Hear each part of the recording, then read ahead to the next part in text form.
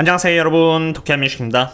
제가 오래간만에 가족들과 여행을 갔다 오는 바람에 며칠 동안 영상을 만들지 못하고 오로지 글로만 분석을 지어왔는데요. 드디어 귀가를 하였고 역시 집이 최고인 것 같습니다. 약 5일 정도 동안 부재를 하면서 그 사이에 정말 많은 일들이 있었는데요. 오늘은 하나씩 캐치업해보도록 하겠습니다. 가장 먼저 6월 13일 날 있을 일론 머스크의 50조짜리 패키지 플랜에 대한 업데이트인데요. 테슬라 주가의 흐름만 바라봐도 여기 이렇게 6월 13일 투표 결과 여부에 따라서 방향을 결정하고자 하는 시메트리컬 트라이앵글 패턴이 만들어진 상태입니다. 이러한 상태에서 여기 노르웨이 국부 펀드인 노르디스 뱅크 인베스트먼트 매니지먼트는 일론 머스크의 50주짜리 스톡 옵션에 대해서 여기 이렇게 반대를 하겠다라는 의사를 미리 밝혔는데요. 그 이유로는 스톡 옵션의 사이즈가 너무 큰 나머지 주가 이석이 크게 될 수 있다는 부분 때문이었습니다. 노르웨이 국부 펀드가 반대 의사를 밝혔고 어느 정도의 영향을 끼칠 수 있는지 보기 위해서 발행된 주식의 몇 프로를 보유하고 있는지를 한번 확인해 보겠는데요. 전체 발행량의 0.99% 정도를 보유하고 있는 상태였습니다.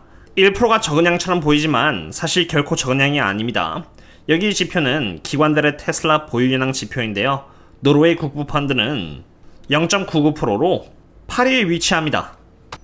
일론 머스크와 뱅가드, 블랙락, 그리고 스테이트 스트리트를 제외하고는 대부분의 기관들이 1%대의 비중을 보유하고 있고 모건 스탠리는 1.26%이고 JP모건은 0.88이고 UBS는 0.79%이며 많은 분들이 알고 계시는 ARK 인베스트먼트의 경우는 고작 0.16%밖에 하지 않습니다. 그리고 추가로 바론 펀드는 패키지에 대해서 찬성을 했지만 사실 전체 비중의 약 0.54%를 보유하고 있는 상태로 노르웨이 국부 펀드보다도 적은 양의 테슬라 주식들을 보유하고 있습니다. 이처럼 각 기관들은 자신들의 이해관계에 따라서 그리고 갖고 있는 정보들을 바탕으로 다양한 판단을 하고 있는 상태이고 사실 노르웨이 국부 펀드뿐만이 아니라 이미 사전적으로 ISS인 Institutional Shareholder Service와 글라스 루이스 또한 반대의 표를 던지기로 한 만큼 어떤 결과가 나올지는 예측하기가 매우 어려워진 상태라고 보여집니다. 그리고 버넌스타인의 애널리스트는 심지어 테슬라 CEO 일론 머스크가 56빌리언 달러 패키지를 받기 힘들 것이라고도 분석을 하였는데요.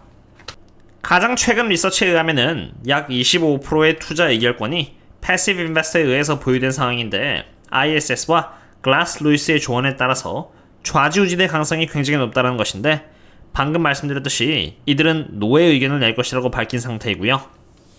게다가 역사적으로 테슬라의 경우는 맥시멈 기준으로 주주들의 63% 정도만 투표에 참여했었고 설사 이번에 기록적으로 63% 정도의 투표율이 75%까지 늘어난다고 하더라도 유권자의 73% 이상이 예스라고 해줘야 패키지가 승인될 가능성이 있다고 분석을 하였습니다.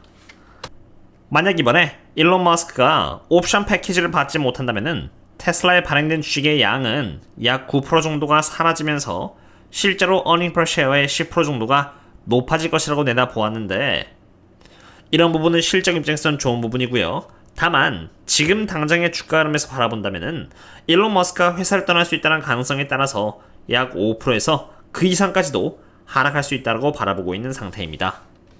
이처럼 버넌스타인은 이번 테슬라 주주총회에 대해서 부정적인 분석을 발표하였습니다.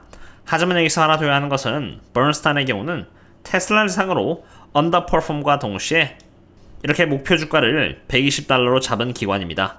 그렇기 때문에 그러한 부분에 맞게 바이어스하게 분석을 했을 수 있다는 가능성 또한 당연히 열어놓으셔야 한다고 생각이 됩니다. 그럼 이제 테슬라에 잡힌 옵션 현황들을 한번 보도록 하겠습니다. 테슬라의 주주총회가 13일이기 때문에 바로 그 다음날인 14일 옵션 만기를 기준으로 바라보도록 하겠는데요. 우선 옵션 세력들은 여기 185달러대에 많은 콜옵션들을 잡아놓은 상태이고요. 165달러대에 또 많은 풋옵션들을 잡아놓음으로써 양쪽으로 해증을 걸어놓은 상태임을 볼 수 있습니다. 주주총회에서 좋은 결과가 나올 때를 대비해서 185달러대에 많은 콜옵션을 잡아놓았고요. 좋은 결과가 나와서 주가가 올라간다면은 여기 185달러대 잡아놓은 콜옵션을 이용해서 수익 실현을 할 수 있다고 보면 됩니다. 수익 실현을 하는 과정에서 여기 185달러가 저항선이 되겠지만 만약 이 185달러를 뚫어버린다면은 그 위에는 특별히 저항 역할을 할 수 있는 콜옵션들이 많이 없기 때문에 쉽게 올라갈 수 있다고 보면 되고요. 반대로 만약 주주총회에서 좋지 않은 결과가 나온다면은 테슬라의 주가는 하락할 것인데 여기 170달러와 165달러대에 풋옵션들이 지지선 역할을 해줄 것이라고 봅니다. 풋옵션 측에서 수익 실현을 전부 다 한 나머지 풋옵션이 전부 다 소화가 돼서 165달러대의 지지선이 뚫린다면은 버른스타인의 바람대로 주가는 더 하락할 수 있겠습니다. 저 또한 테슬라의 주주이지만 전 개인적으로 이러한 이벤트에 의해서 주가의 흐름이 좌지우지되는 것을 선호하진 않는데요. 그렇기 때문에 제 포트폴리오에 있어서 테슬라의 비중은 크게 잡아따르기보다는 오히려 리스크가 이미 전부 다 반영되어 있어서 저평가인 기업을 위주로 세팅을 해놓은 상태입니다. 테슬라의 경우는 대응을 할 수 있도록 그 정도의 수량을 보유하고 있는 상태로 만약 투표 결과가 좋지 않은 상태에서 수량이 너무 많다면 대응하기가 힘들어지기 때문에 대응하기에 적합한 수량만으로 세팅을 하였고요. 만약 투표 결과가 좋으면 적합한 수량에서 수익을 내면 되는 것이기 때문에 그건 나름대로 받아들일 준비가 되어 있습니다. 제 포트폴리오에서는 주로 저평가된 기업을 위주로 이렇게 세팅을 해놓았는데요. 제가 투자하고 있는 기업들에 대한 숙제는 여기 네이버 프리미엄 컨텐츠라던가 여기 텔레그램 멤버십 분들 상으로 제가 하고 있는 숙제들을 공유드리고 있는 상태입니다. 네이버에서는 6월 11일까지 이렇게 50% 할인 이벤트가 진행되고 있는 상태이고요. 쿠폰을 사용하고 구독해주시면은 거시경제와 원유 관련 분석 그리고 개별 기업에 대한 숙제들을 매번 업데이트 받으실 수 있으면 물론 최근 워렌 버핏이 또 비중을 늘렸고요. 제가 보유하고 있는 기업의 CEO는 심지어 내부자 매수를 또 해서 저의 투자 근거가 옳았음을 확인시켜준 이런 기업 관련 분석을 매번 업데이트 받으실 수 있겠습니다. 제가 개인적으로 이 기업에 대해서 매우 좋게 보는 이유 중 하나는 기업에 대해서 제일 잘 알고 있는 CEO가 큰 비중으로 또 늘렸다라는 것이고 지금 현재보다 앞으로 상황이 더 나아질 것이라고 예상되고 있기 때문에 더 좋은 수익을 내기 위해서 미리 주식을 사는 것 외에는 이유가 없기 때문입니다. 전 미리 사놓았는데 이렇게 CEO가 동일하게 바라본 나머지 비중을 대폭 늘렸다는 것에 대해서 매우 기쁘게 생각하고 꾸준히 관찰하면서 계속 장기 투자를 이어나가고자 합니다. 지금까지 테슬라에 대해서 알아보았는데요. 이번에는 거시경제에 대해서 한번 알아보고자 합니다. 우선 지난주 금요일날 많은 투자들이 기다렸던 일자리 리포트가 나왔습니다. 여기 이렇게 논팜 페이로스의 경우는 애널리스트의 컨센을 훌쩍 뛰어넘었고요. Average Hourly Earnings 인상률은 무려 4.1%로 컨센인 3.9%를 훌쩍 뛰어넘었으며 실업률은 보시면은 4.0%가 나왔지만 사실 3.96%가 나왔고 반올림이 돼서 4.0%가 나온 것이지 조금만 더 낮았어도 여전히 3.9%의 실업률이 나올 가능성이 농후했기 때문에 일자리 시장은 매우 강했다라고 볼 수 있겠습니다. 여기 unemployed 부분에 6649를 여기 civilian labor force인 167732로 나누면은 3.96%가 나옵니다. 그리고 이러한 결과치가 나오자마자 채권 시장은 깜짝 놀라서 다시 국채금리가 큰 폭으로 반등하는 모습을 보여주었는데요. 여기 2년 국채금리를 보시면은 다시 4.872%가 되면서 5%대로 올라가려고 하고 있는 모습이고 10년 국채금리도 마찬가지로 이렇게 올랐으며 달러 또한 마찬가지로 큰 폭으로 반등을 하면서 금리 인하의 확률은 1회에서 0회 정도로 줄어들게 되었습니다. 여기서 놀라운 점은 사실 채권 시장의 반응이라기보다는 매우 뒤늦었던 주식시장의 반응이었습니다. JP모건과 시티뱅크는 일자리가 지표가 나오자 이제서야 금리 인하 전망을 고쳤는데요. JP모건은 7월달에서 11월달로 바꿨고 시티뱅크는 7월달에서 9월로 바꾼 것입니다.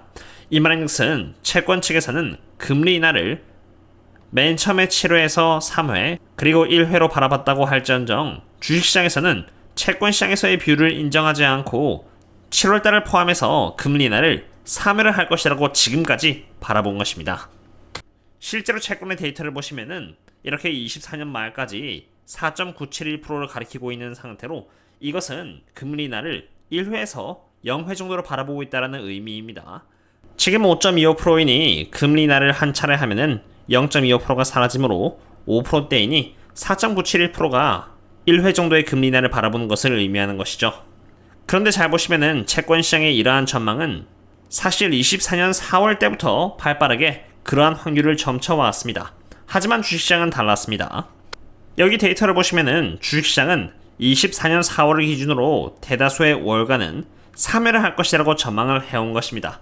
그리고 이번에 일자리 지표가 채권 시장이 바라본 것처럼 결과가 나왔고 그리하여 결국 주식시장도 이제 금리 인하의 전망을 3회에서 이렇게 2회 정도로 수정을 하게 된 것입니다. 여기서 중요한 것은 주가의 흐름인데요. 언제 주가가 이렇게 변경되는 금리 인하의 전망을 반영해 줄지는 저도 알 수가 없다는 것입니다. 지금도 여전히 주식시장은 2회 금리 인하가 있을 것이라고 보고 있지만 금리 인하가 올해 없을 것이라고 단념하게 되었을 때 한꺼번에 반영을 해줄지 아니면 천천히 반영해 나갈지는 알 수 없지만 이렇게 차트 패턴의 형태를 바라봤을 때 확률적으로 하락에 대한 셋업은 거의 완성이 된 상태라고 판단이 됩니다. 우선 차트 패턴을 바라봤을 때 2년 국채 금리는 여기 이렇게 보시는 것처럼 굉장히 큰 컵앤핸들의 형태에 따라서 2년 국채 금리의 상승 패턴이 완성이 되었고요. 2년 국채 금리가 이렇게 올라간다는 것은 금리 인하의 확률이 줄고 금리 동결 또는 금리 인상까지도 갈 수 있음을 의미하는 것이기 때문에 S&P 500의 주가 흐름에 하방력을 가한다는 의미가 됩니다. 그럼 이제 다음으로 중요한 것은 CPI인데 CPI에 대한 분석은 제가 내일 추가로 올려드리도록 하겠고요. 시간이 늦었으니 이 정도로 하도록 하겠습니다. 저는 참고로 인스타그램과 여기 트위터 X 또한 운영하고 있는데요. 중간중간 도움이 될 수 있는 정보와 분석들을 올려드리고 있으니 많은 참고 부탁드리고요. 그럼 다음에 또 만나요. See you later.